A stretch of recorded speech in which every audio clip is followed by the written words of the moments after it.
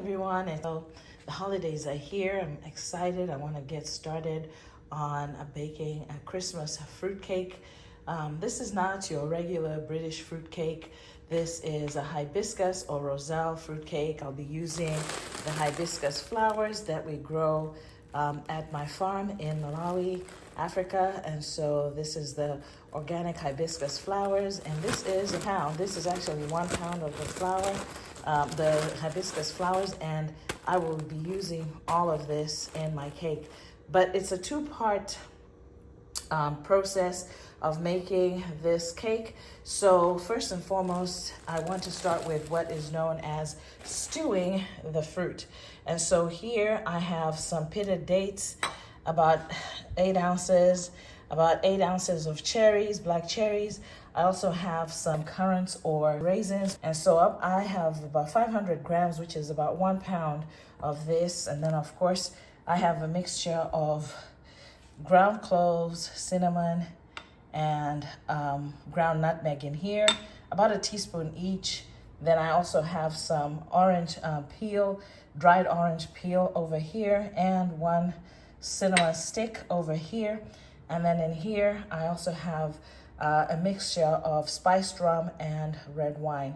And so we'll need these ingredients to start stewing our fruit.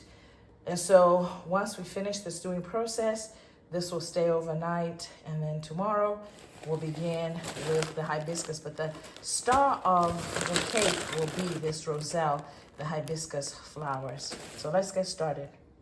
So the first step is to put about 2 cups of water in a pot and turn it up onto medium heat. And once we do that, we want to take a dried orange peel. That's the first thing we'll put in there. Because dried orange peel has so much flavor and it smells so good, we want to leave it in there for a bit to just come to a boil. And once it comes to a boil, we'll add our next ingredient. So now that it has come to a boil, we're gonna add to this our currants, or how we call them here, our raisins. So we want to add all the raisins to this and stir it, give it a stir.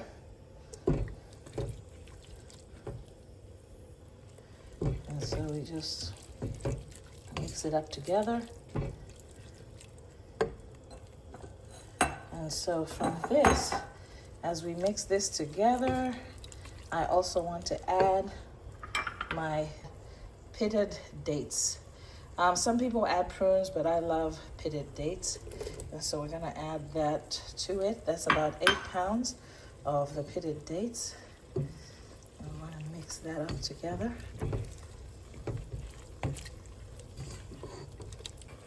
So we mix this up together. And then next we add the cherries.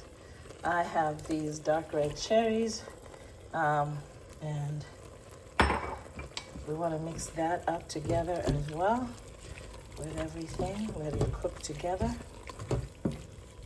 And then I'll also add 1 cinnamon stick to this mix.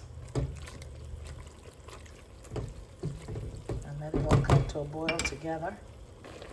So as this is boiling, now I can add 3 tablespoons of vanilla extract. It's really, really good. It makes everything taste good. Makes the cakes taste so good. And we'll mix that together. And then I'm gonna add my spice mix. And so put that all in there and mix it up all together.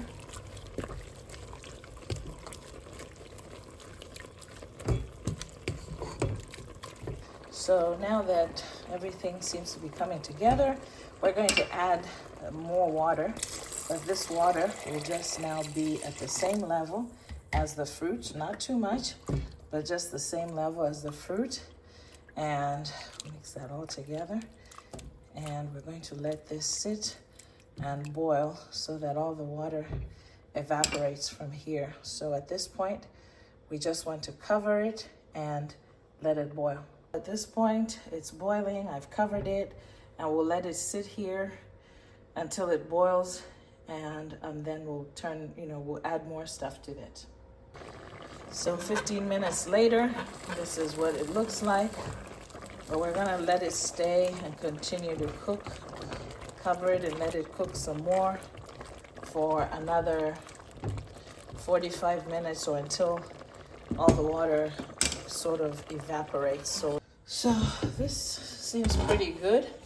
A lot of the water has evaporated from the fruit, and now we turn it off.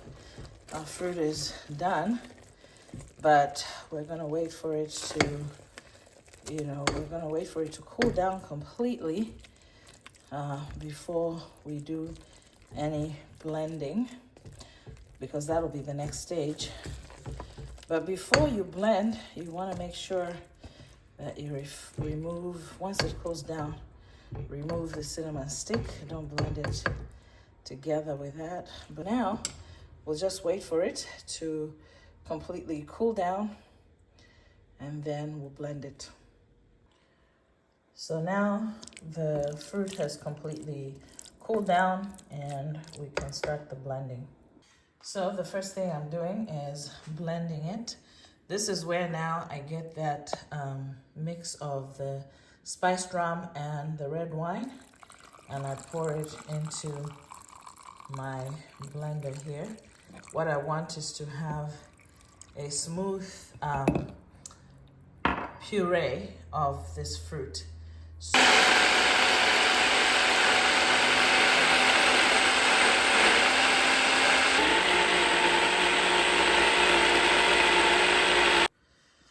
So now that I've blended, this is actually a good consistency for my fruit.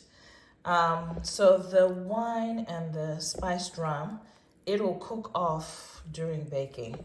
So it's not like the alcohol content is going to affect you in the cake. I'm not a drinker, but for baking, especially for fruit cake, I make sure that I have to have spiced rum in there, because otherwise fruit cake is not a fruit cake without any spiced rum in it and a little bit of red wine in this situation. So this is the great consistency, and I'll just transfer it into my mason jar and keep it overnight to get it ready for tomorrow when I start baking my hibiscus cake. Voila, so here's the fruit mix that I made and pureed, and now I'll refrigerate this and it'll be ready to use for our hibiscus Christmas cake.